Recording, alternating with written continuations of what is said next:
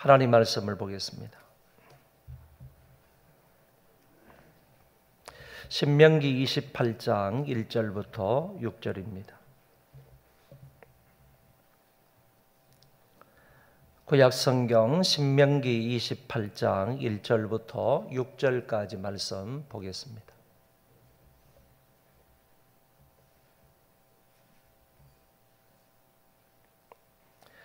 내가 내 하나님 여호와의 말씀을 삼가 듣고 내가 오늘 내게 명령하는 그의 모든 명령을 지켜 행하면 내 하나님 여호와께서 너를 세계 모든 민족 위에 뛰어나게 하실 것이라.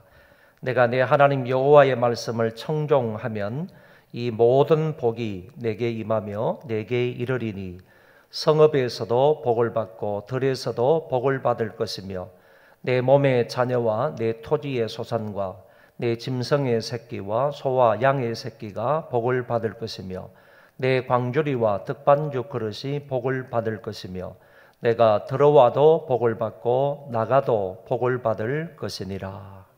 아멘.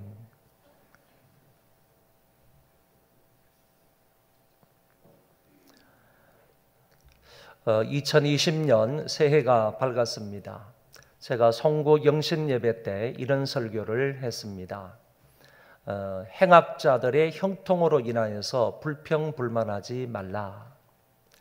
안 믿는 사람들이 또는 세상 사람들이 아무리 성공을 해도 비록 또 불의한 일을 행하면서 성공을 하고 번영을 한다 할지라도 그런 사람으로 인하여서 불평하거나 원망하지 말자, 이렇게 말씀을 드렸고, 아울러 오늘 믿는 사람들은 철저하게 하나님만 의지하여 살고 뿐만 아니라 하나님 한 분만으로 만족하며 하나님 한 분을 기뻐하면서 생활하자 하는 말씀을 드렸습니다.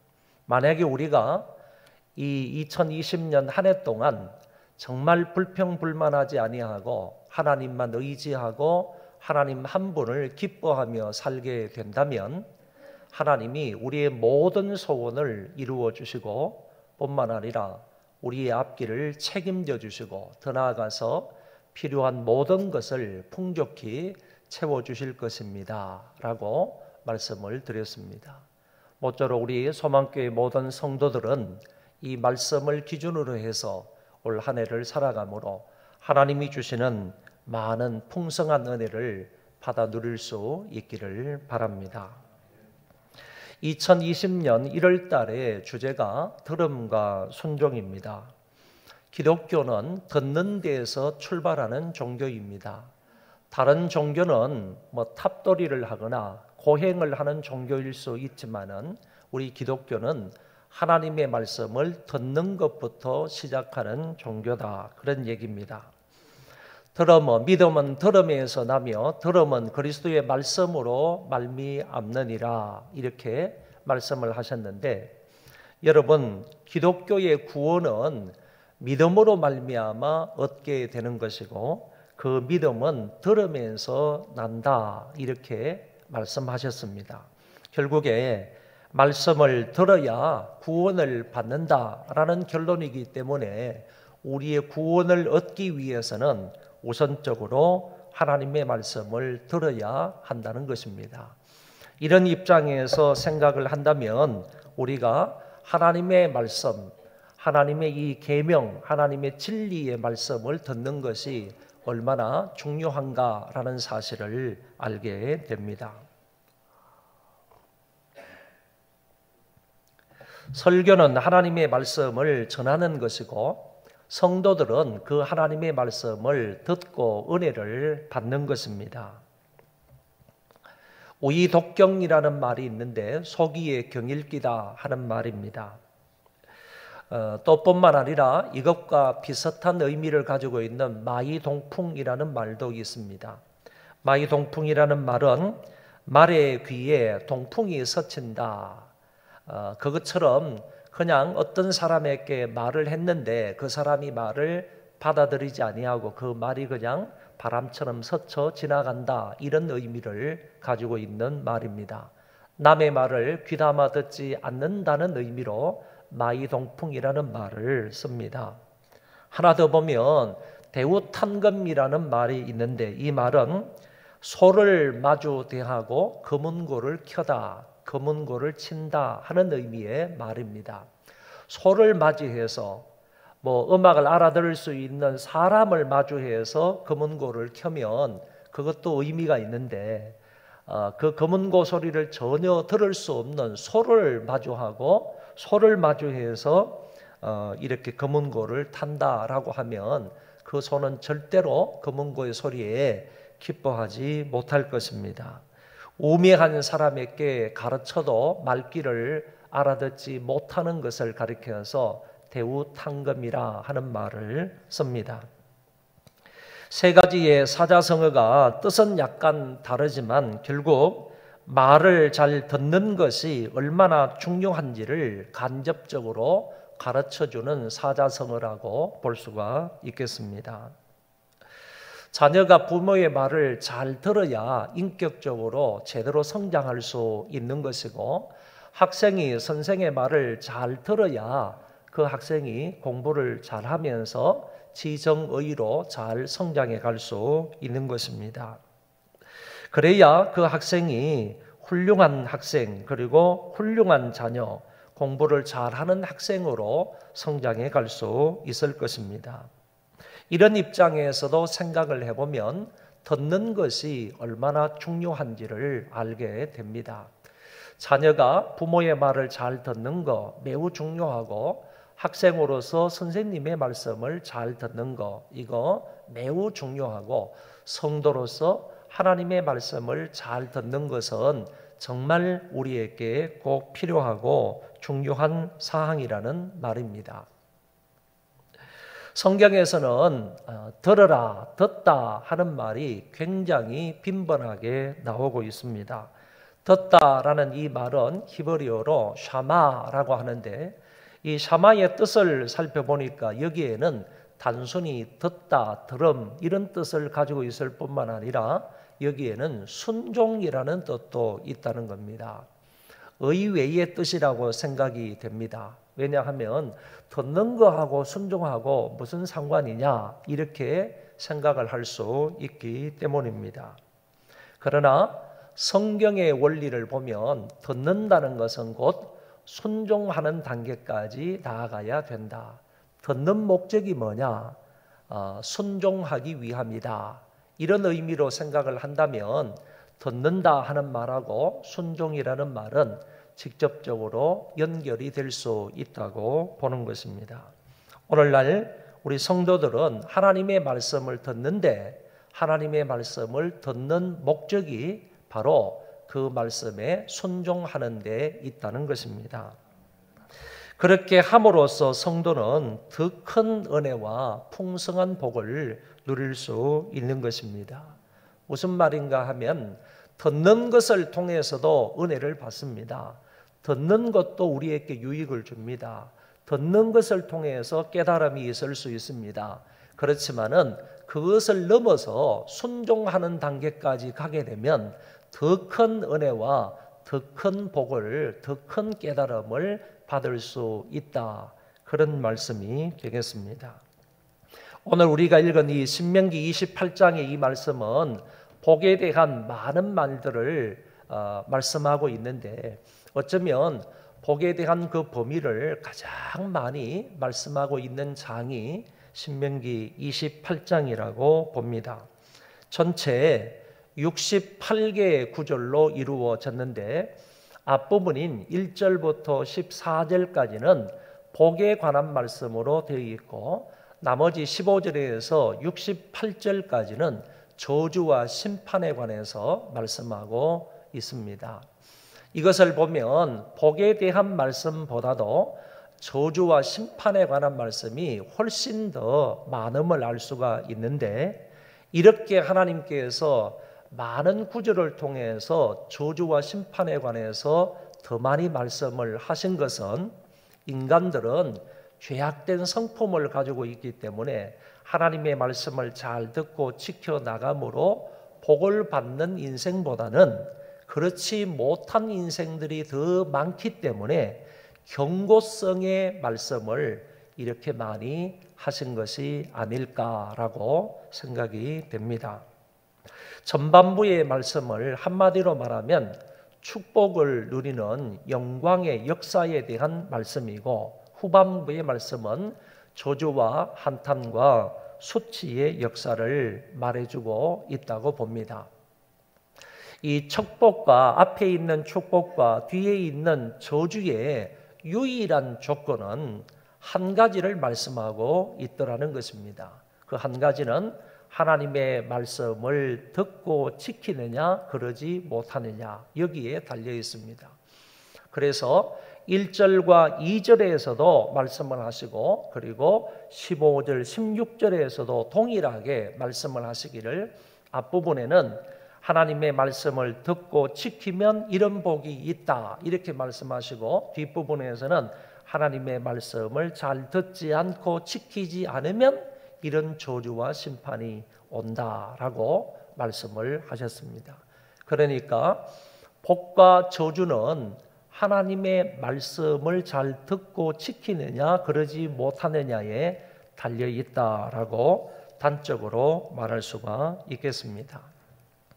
1절, 2절의 말씀에 보면, 내가 내 하나님 여호와의 말씀을 삼가 듣고 내가 오늘 네게 명령하는 그의 모든 명령을 지켜 행하면 내 하나님 여호와께서 너를 세계 모든 민족 위에 뛰어나게 하실 것이라.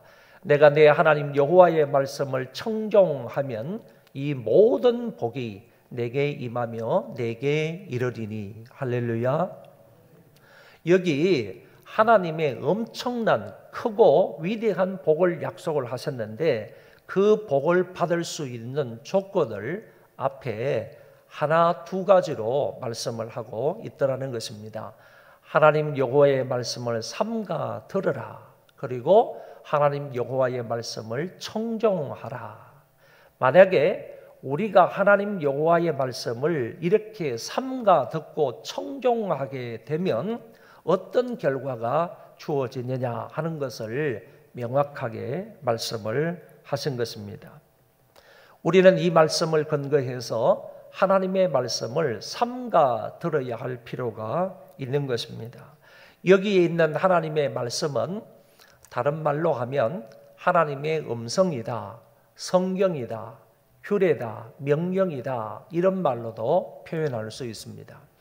하나님의 말씀을 삼가 들으라 하는 이 말은 결국에 성경을 삼가 들으라, 하나님의 음성을, 하나님의 명령을, 설교를 삼가 들어야 한다 하는 말씀으로 해석할 수 있는 것입니다. 그리고 중요한 삼가 들으라 하는 이 말에는 두 가지 뜻이 있는데, 먼저는 귀를 기울여 경청하라 하는 의미를 가지고 있고, 또 한편으로는 반복하여 집중해서 들으라 하는 의미도 있다는 것입니다. 그래서 삼가 들으라, 우리가 임금님 앞에서 신하가 삼가 아뢰오니 라는 그런 의미인데, 삼가 들으라 하는 이 말은 귀를 기울여서 주의 집중해서 들으라 이런 말뿐만 아니라 그 말씀을 반복해서 들으라 하는 의미가 동시에 있다라는 것입니다. 반복해서 들으면 들을수록 새로운 은혜와 깨달음과 감동이 있는 것입니다. 우리가 귀를 기울여서 정말 경청하는 것도 필요하지만은 뿐만 아니라 한 번 듣고 흘려버리는 것이 아니고 그 말씀을 다 안다고, 내가 다 이해하고 있다고, 흔히 우리 신명기 28장 같은 것은 어릴 때부터 말씀을 누차 들었기 때문에 이거는 그냥 외우다시피 한 그런 말씀이라고 생각을 해서 한 번 들었다, 수없이 많이 들었다 이렇게 생각을 해서 이 말씀에 귀를 기울이지 아니하고 반복해서 듣기를 꺼려하는 그런 사람들이 얼마든지 있을 수 있거든요. 그럼에도 불구하고 오늘 이 말씀은 성경이 반복해서 들으라라고 요구하고 있다는 것입니다. 그래야만이 그때 들을 때마다 새로운 은혜와 새로운 깨달음과 새로운 감동이 있을 수 있다는 것입니다. 처음에 들을 때는 내가 이 은혜를 깨닫지 못했는데 다음에 들을 때는 이 말씀에 새로운 은혜를 받을 수 있는 것이고, 처음에는 이런 감동을 받지 못했는데 두 번, 세 번 듣다 보니까 이런 감동을 받을 수가 있기 때문입니다. 제가 몇 달 전부터 어느 목사님의 설교를 1년치 설교를 48편의 설교인데 이 48편의 설교를 동영상을 통해서 한 두 번 정도 들었어요. 이런 48편의 설교는 한 400페이지 정도 되는 그런 설교집 한 권에 해당하는 그런 분량인데, 굉장히 많은 그런 설교 48편을요 뭐 계속해서 반복해서 이렇게 들었는데 한 두 번 정도 들었어요. 두 번 정도 듣고 그것을 또 이렇게 종이로 이렇게 인쇄를 해가지고 그 종이를 또 읽는 거 한 두 번 정도 읽었습니다. 그러니까 48편의 설교를 거의 한 달 내에 두 번 정도를 읽고, 그리고 처음부터 끝까지 한 두 번 정도로 동영상을 들으면서 그때마다요 제가 그 설교를 통해서 얼마나 많은 깨달음과 은혜를 받았는지 모릅니다. 우리 교단의 총회장을 지내신 박종건 목사님의 설교였는데, 제가 비록 논문을 쓰기 위해서 그 설교를 그렇게 읽었지만은 읽을 때마다, 그 설교를 들을 때마다 많은 깨달음과 은혜를 받았습니다. 결론적으로 제가 그 목사님의 설교를 공부하면서 내가 은혜를 받은 거예요. 그 목사님의 설교를 들으면서 읽어가면서 야, 정말 훌륭한 설교자다. 어떻게 이렇게 설교할 수 있을까? 그런 생각도 가지면서 저에게 많은 도전과 격려가 되었던 것을 기억을 합니다. 여러분, 송구 영신 예배 때 제가 나누어 드린 설교집이 있습니다. 2018년 1월부터 11월까지 설교한 것을 하나도 빼먹지 아니하고 그것을 다시 정리를 해서 여러분들에게 설교집을 만들어 나누어 드렸습니다. 이 설교집을 제가 이렇게 선물로 나누어 드렸을 때 여러분들은 그 설교집을 가지고 그냥 책꽂이에 꽂아두지만 말고 계속해서 읽어야 되는 겁니다. 반복해서 읽어야 되는 겁니다. 우리 교회에 이 집사님이라는 분이 계시는데 이모 집사님은 설교집이 선물로 딱 받게 되면 이것을 그 다음 날부터 시작해서 출근할 때마다 한 편의 설교를 읽고 출근을 한대요. 매일매일마다 그 설교집에 나오는 것을 한 편의 설교를 읽고 그 다음에 출근을 한다 하는 얘기를 들었습니다. 제가 그 말에 사실 많은 그 도전을 받아서, 감동을 받아서 매해마다 설교집을 내고 있는지도 모릅니다.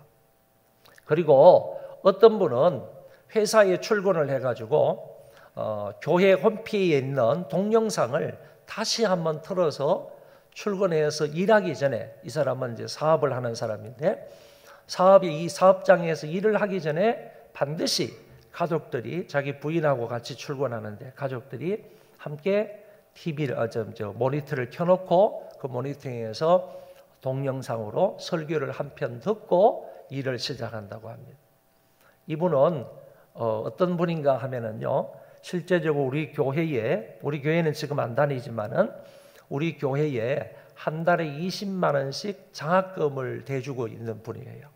그리고 뿐만 아니라 이분의 따님은 지금 이제 뭐 대학도 다 졸업을 했을 것 같은데 제 설교 원고를 뽑아가지고 대학 들어갈 때 보는 이렇게 논술 시험 있잖아요. 논술 고사를 준비했던 사람이에요. 딸이 다른 것 가지고 논술 고사를 준비한 게 아니라 어릴 때부터요, 제 설교를 아빠가 뽑아다 주면 그 딸이 그것을 가지고 논술 고사를, 제 설교 원고를 가지고 논술 고사를 준비했던 사람인데 아마도 지금 외국의 대학을 다니고 있지 않을까 이렇게 생각이 됩니다. 이분은 지금도 제 설교를 이렇게 뽑아가지고 제 설교를 동영상을 한 편씩 보고 일을 한다 하는 얘기를 들었습니다. 여러분, 이처럼 하나님의 말씀에 귀를 기울여서 경청을 하고 반복해서 그 하나님의 말씀을 들을 것을 오늘 성경은 요구하고 있다는 것입니다. 그리고 1절, 2절의 말씀에서 또 한 가지 사항을 뽑을 수 있는데, 내가 오늘 내게 명령하는 그의 모든 명령을 지켜 행하며 그랬습니다. 삼가 들을 것을 요구하고 있는 말씀이기도 하지만은 한 걸음 더 나아가서 이 모든 명령을 지켜 행하라 하는 것을 말씀하고 있더라는 것입니다. 여러분, 모든 명령이라는 것은 이 부분적인 것을 지키라 하는 그런 말이 아님을 압니다. 마음에 드는 몇 가지만 찾아서 지켜라 그런 말도 아님을 알 수가 있습니다. 하나님이 우리에게 말씀하시는 모든 명령을 지켜 행하라, 성경 모든 말씀을 지키라, 이런 것을 말씀하고 있는 것입니다. 성경의 모든 말씀을 주님께서 요약을 하신 것처럼 하나님 사랑과 이웃 사랑이다. 결국에 하나님을 사랑하면 앞에 있는 1계명에서부터 4계명까지를 지킬 수 있는 것이고, 그리고 이웃을 사랑하면 5계명에서부터 10계명까지를 지킬 수 있기 때문에 하나님 사랑과 이웃 계명이 온 율법과 선지자의 강령이라고 말씀하셨기 때문에 이것만을 지키면 곧 하나님의 말씀을 지키는 것과 같겠다, 이렇게 설명할 수가 있습니다. 주님이 친히 말씀을 하시기를 하나님의 말씀은 어느 것 하나라도 버릴 것이 없다. 다 하나님의 말씀을 듣고 은혜를 받을 수 있으며 그 말씀을 지킴으로 복받을 수 있는 말씀이다 라는 것을 주님이 친히 말씀을 하셨습니다. 성경의 말씀이라면 작은 것 하나라도 경홀히 여기지 말고 한 가지 한 가지 한 말씀 한 말씀을 철저하게 지켜나가는 자가 되어야 하겠습니다. 공부를 할 때도 선생님으로부터 들은 대로 실천을 해야 좋은 성적을 얻을 수가 있는 것입니다. 이 자리에 없지만은 오이도에 가면 참 좋은 병원이 하나 있습니다. 그 병원이 참 좋은 의원입니다. 이 참 좋은 의원의 원장님이 우리 김삼열 원장님 집사님이신데, 이 원장님이 고등학교 때 공부를 어떻게 했는지 딱 한 번 저에게 말씀을 해 주셨습니다.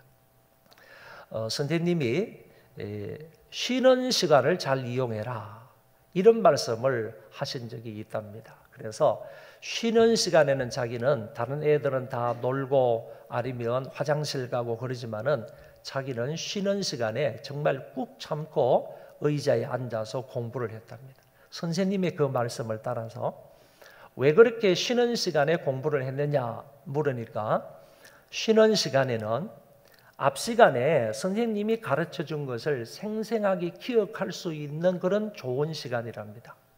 그 시간이 가르침이 사라지지 아니하고 아직 내 기억 속에, 내 머릿속에 남아있는, 생생하게 남아있는 좋은 시간이기 때문에 주로 전 시간에 공부했던 것을 복습하는 시간으로 가진다. 그러면 전 시간 40분, 45분을 수업을 했을 때 그 45분 수업을 잘 기억을 하면 10분 안에 다 정리를 할 수 있다는 겁니다.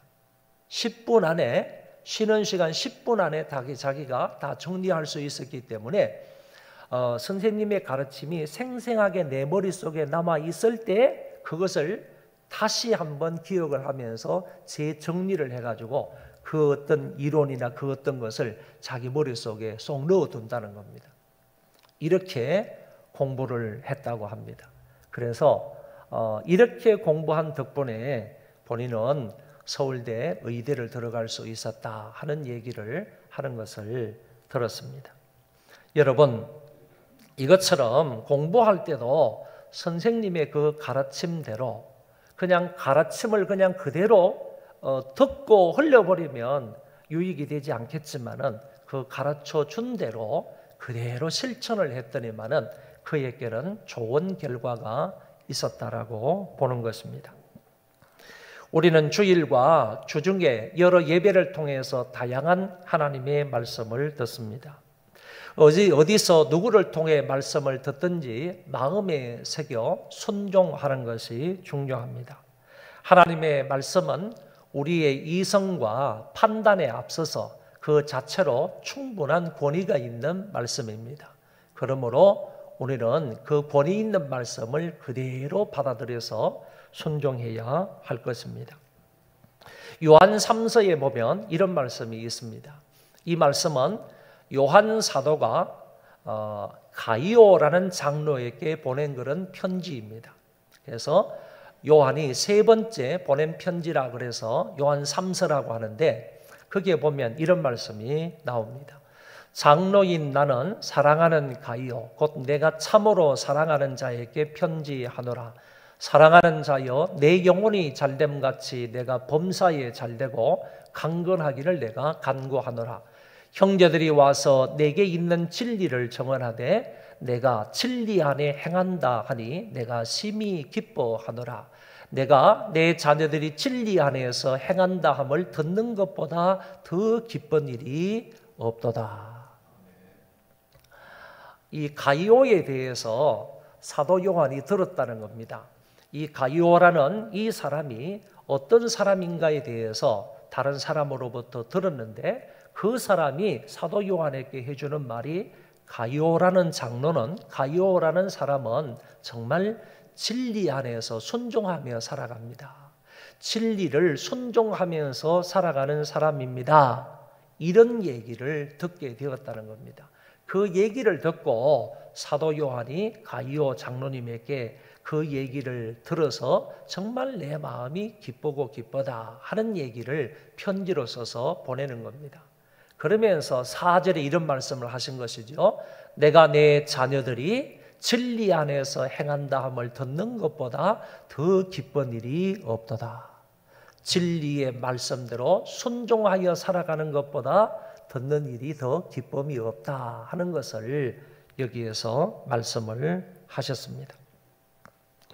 우리 주님도 마찬가지일 것이고 목사인 저도 마찬가지입니다. 이처럼 우리 성도들이 주의 말씀을 지킨다는 소식을 들으면 얼마나 기쁘고 감동스러운 일이겠습니까?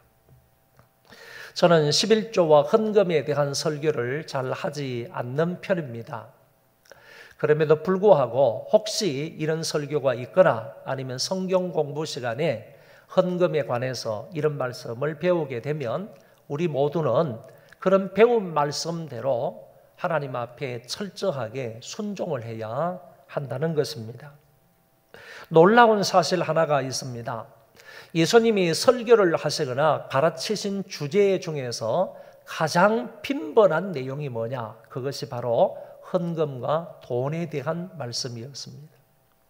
예수님이 여러 주제에 관해서 여러 번 말씀을 하시고 가르치셨는데 그 모든 주제들을 다 뽑아서 통계를 내보니까 헌금과 돈에 관한 설교 가르침이 제일 많았다, 빈번하게 이루어졌다, 그런 얘기인 것입니다.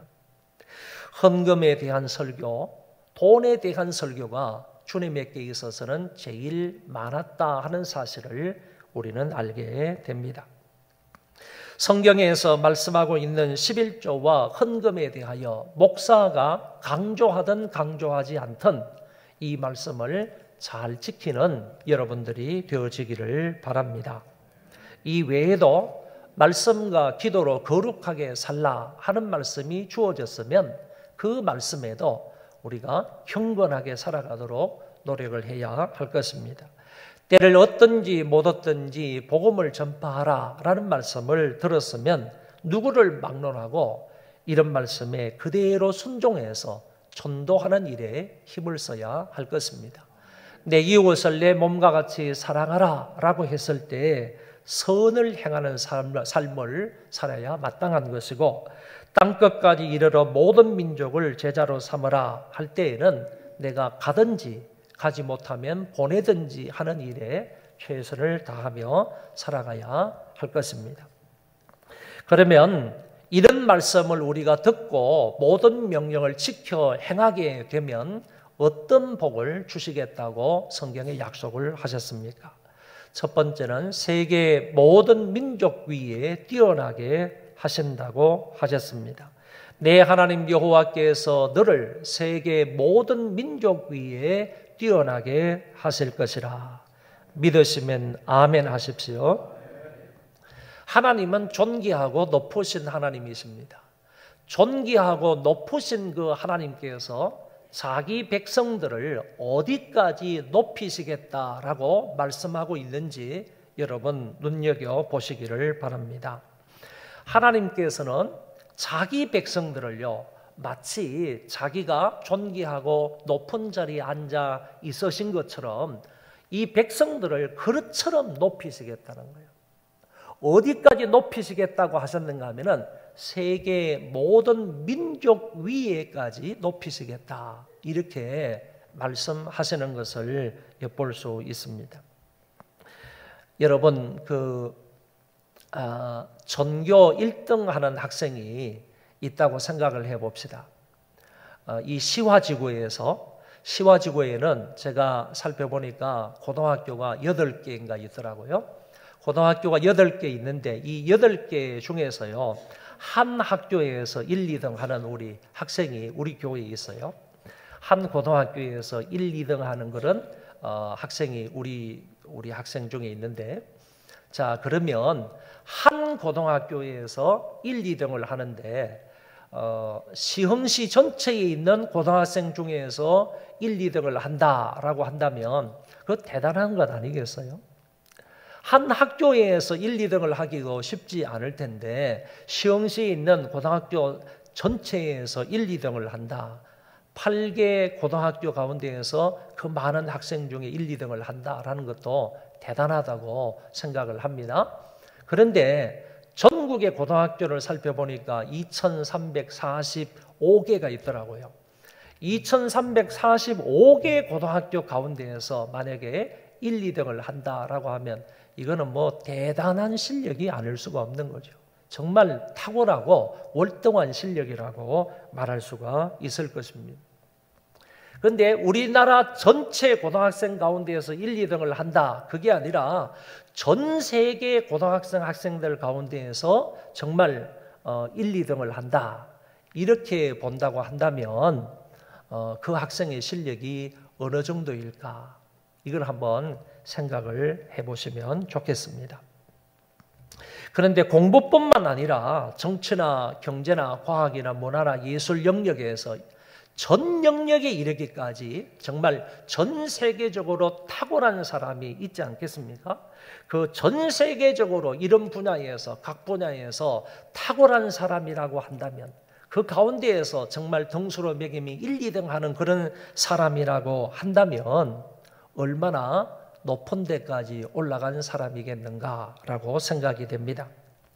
1901년에 제정된 노벨상이 있습니다. 그런데 이 노벨상 수상자들을 조사를 해보니까 역대 수상자들 가운데에서 23%에 해당하는 사람들이 유태인입니다. 유태인이 23%를 차지하고 있더라, 그런 얘기입니다. 지금 전 세계에 흩어져 있는 유태인, 이스라엘 사람들이 몇 명이냐? 1400만이라고 합니다. 전 세계에 흩어져 있는 사람이 1400만 정도밖에 안 됩니다. 1400만의 그 유태인들 가운데에서요, 지금 아이비리그 대학 교수로 있는 사람이 20%를 차지한답니다. 미국이죠. 미국 동북부 지역에 있는 8개 유명한 대학, 하버드 대학도 있고 예일 대학도 있고 프린스턴도 있고 그다음에 브라운 대학도 있고 여러 8개 대학이 있는데 그 8개 대학의 유명한 그 대학 교수들 가운데에서 20%가 바로 유태인이라고 말을 하고, 그리고 미국의 굉장히 부자인 그 부자들 가운데에서 20%가 또한 유태인이라는 그런 보고가 있습니다. 사람들이 말을 합니다. 이와 같은 큰 은혜와 복을 받게 된 비결이 뭐냐라고 할 때 그것은 바로 신명기 28장의 말씀을 그대로 믿고 그대로 살려고 했기 때문에 유태인들이 세계 민족 가운데 어뜸이 되는 민족이 될 수 있었다라고 말합니다. 모세가 전한 이 말씀을 주의 집중하여 들었고 순종했기 때문에 약속대로 오늘날 모든 민족 위에 뛰어난 민족이 될 수 있었다라고 말하는 것입니다. 2절에도 이런 말씀이 있습니다. 내가 내 하나님 여호와의 말씀을 청종하면 이 모든 복이 내게 임하며 내게 이르리니 그랬습니다. 내게 임하며 내게 이르리니 이 말씀은 위에서부터 아래로 내려와 백성들 위에 임하였다. 이와 같은 엄청난 은혜와 엄청난 복이 위로부터 내려와서 그 백성들 머리 위에, 그 백성들 위에 임하였다 하는 표현을 하고 있는 것입니다. 창세기 15장 1절에서 하나님이 아브라함에게 이런 말씀을 하신 적이 있습니다. 여호와의 말씀이 환상 중에 아브라함에게 임하여 이르시되 나는 내 방패요 너의 지극히 큰 상급이니라. 할렐루야. 하나님께서 아브라함에게 말씀하시기를 내가 너의 지극히 큰 상급이다 이렇게 말씀을 하셨습니다. 이것대로요 하나님께서 아브라함에게 복을 주시고 은혜를 주심으로 인하여서 아브라함은 전 세계적으로 정말 모든 민족 위에 뛰어난 사람이 될 수 있었던 것입니다. 이런 말씀들을 통해서 우리가 알게 되는 중요한 한 가지 사항은 하나님이 이 모든 복의 주체이시다라는 것입니다. 어떤 사람에게요? 순종하는 사람에게 하나님께서 이런 복을 주신다라는 말씀입니다. 더 좋은 표현은 하나님께서 정말 당신의 말씀을 듣고 그 말씀대로 살아가는 그 사람들이 어디를 가든지 간에 하나님께서 그들을 쫓아다니신다는 거예요. 하나님께서 그들을 따라가서 그들 위에 이런 복을 주신다라는 말씀으로 설명할 수가 있겠습니다. 두 번째는 성읍과 들에서도 복을 받는다는 말씀입니다. 성읍에서도 복을 받고 들에서도 복을 받을 것이며 여기에서 말하고 있는 성읍과 그리고 들이라 하는 이 말은 삶의 모든 터전을 말하는 것입니다. 그리고 우리가 활동하고 있는 반경에서 복을 받는다라는 얘기입니다. 우리가 어디에 가서 무슨 일을 하든지 간에 활동할 수 있는 그 반경이 있지 않습니까? 활동하는 그 삶의 터전이 있지 않습니까? 그 삶의 터전과 우리가 생활하는 그 반경에 이르러서 하나님의 복을 받는다 하는 말씀입니다. 그리고 복의 대상은 반드시 너임을 히브리어 성경을 통해서 알 수 있습니다. 여기 성경에는 그냥 복의 대상이 누구인지를 나타내 보이지 않지만은 히브리어 성경에서는 성읍에서도 내게 복이 있고 그리고 들에서도 내게 복이 있다. 네가 복을 받는 대상이다 하는 것을 명확하게 말씀을 하셨습니다. 결국에 장소에 구애받지 않는 복과 은혜가 있을 것이다 하는 것을 말씀하고 있는 것입니다. 어떤 사람은 도시에 가서 살면 잘 되는데 반대로 시골에 가서 살면 안 되는 사람이 있습니다. 그런 반면에 또 어떤 사람은 도시에 가서 살면 안 되는 사람이 있고 시골에 가서 살면 잘 되는 사람이 있는 경우를 볼 수가 있습니다. 그런데 오늘 여기 하나님이 말씀하시는 것은 어디에 가서 살든 간에 그 사람이 삶의 반경 안에 삶의 터전 안에서 행하는 모든 일에 복을 받는다고 하나님이 말씀을 하셨습니다. 세 번째, 자궁과 땅과 우양의 열매를 맺는다고 하셨습니다. 내 몸의 자녀, 이런 자궁의 열매입니다. 그리고 내 토지의 소산, 이것은 땅의 열매입니다. 내 짐승의 새끼와 소와 양의 새끼가 복을 받을 것이다. 이것도 바로 우양의 열매까지 복을 받는다 하는 것을 말씀하시는데 자녀와 소산물, 가축 등 모든 것들이 번영하고 번식하게 된다 하는 의미로 말씀을 하셨습니다. 그 축산업에 종사하고 있는 제 친구 장로가 한 명이 있는데 이 친구 장로의 얘기가 아니라 이 친구의 아버지 장로님과 어머니 권사님에 대한 이야기입니다. 이 친구 아버지가 오래전에 장로가 되셨고 그리고 장로로서 교회에 얼마나 헌신, 충성, 봉사를 다하셨는지 자기의 사비를 들여가지고 교회를 크게 이쁘게 튼튼하게 잘 지었습니다. 교회 돈 한 푼도 쓰지 않고요, 자기의 돈으로 사비를 다 틀어서 교회를 아름답게 건축해서 헌당을 한 그런 장로님이십니다. 어머니는 기도를 정말로 많이 하시는 분이고요, 그리고 전도를 참 많이 하시는 분입니다. 그 동네에 한 400여 명의 동민들이 살고 있는데 교회가 형성이 될 때부터 시작을 해가지고 이 어머니 권사님이 다니면서 한 사람 한 사람 전도해가지고 처음에는 그 동네에 예수 믿는 사람이 거의 없습니다. 거의 없었는데 이 어머님이 이제 계속 전도하고 해서 지금은 거의 동민들 한두 사람 빼고 나서 거의 다 교회에 다 나오고 신앙생활을 하는 그런 동네가 되었습니다. 여러분 한번 인터넷에도 한번 쳐보시면 그걸 충분히 확인할 수 있을 겁니다. 이렇게 기도를 많이 하시는 그런 권사님, 전도를 많이 하시는 그런 권사님인데 늘 하나님의 말씀을 붙들고 살아요. 일하러 갈 때에도 하나님의 말씀을 들고 가서 말씀을 읽고 그 말씀을 묵상하면서 밭도 메고 그리고 뭐 열매도 따시고 하시는 그런 권사님인데, 이 권사님은 새벽 기도를 마치고 나서 당신의 집으로 들어가시기 전에요, 반드시 들리는 곳이 있습니다. 그게 뭐냐면 우사입니다. 우사. 축사에 들리는 거예요. 축사에 들려서 젖소를 기르는데 젖소 엉덩이를 한 마리 한 마리, 당시에는 뭐 200마리가 넘었는데 젖소 한 마리 한 마리를요 엉덩이를 막 이렇게 치면서 기도하고 지나가시는 거예요. 200마리 다 그냥 젖소 한 마리 한 마리 엉덩이를 치면서 기도를 다 하셔야 본인 집으로 들어가셨던 그런 권사님입니다. 그런데 참으로 놀라운 것은요, 그 집의 젖소가 새끼를 잘 낳는다는 거예요. 그리고 새끼가 건강하게 잘 자란다는 거예요.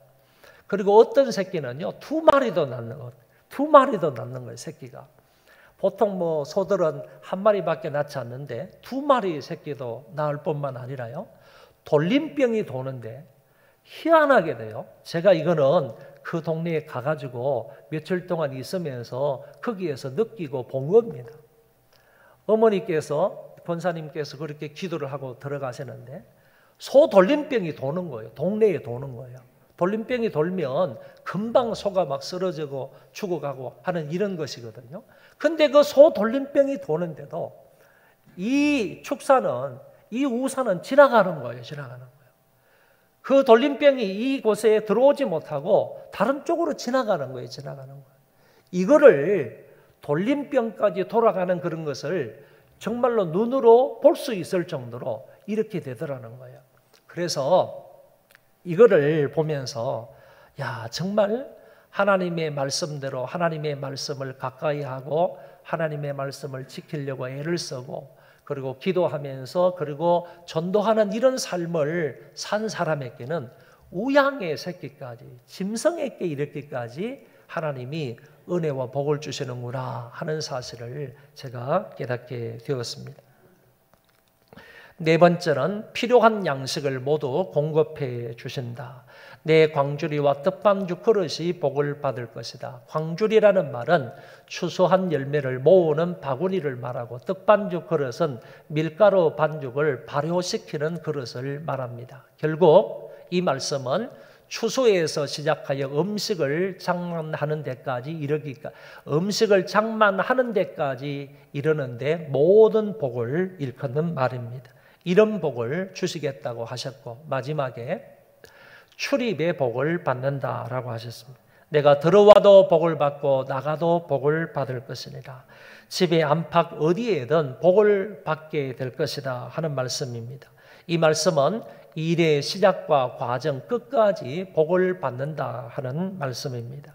빌립보서 1장 6절의 말씀에 보면 너희 안에서 착한 일을 시작하시니가 그리스도 예수의 날까지 이루실 줄을 우리는 확신하노라. 시작이 좋은 사람이 있는데 끝이 또 안 좋은 사람이 있어요. 시작이 안 좋지만 끝이 좋은 사람도 있어요. 그런데 여기에서 말씀하시는 복은 시작도 좋고 끝도 좋다는 얘기입니다. 물론 그 과정도 좋다 하는 말씀을 여기에서 하셨습니다.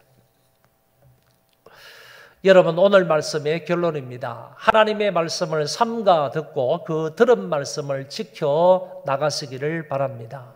그리하면 놀라운 하나님의 복이 약속되어 있습니다. 이것은 저의 이야기가 아니고 유명한 어떤 사람의 이야기가 아닙니다. 우리가 섬기는 하나님의 말씀이며 하나님의 약속입니다. 2020년에는 설교를 들을 때 귀를 기울여서 듣고 들은 대로 순종하며 살아서 이런 복을 우리와 우리의 자녀들이 다 받아 누리는 해가 되시기를 바랍니다. 기도하겠습니다.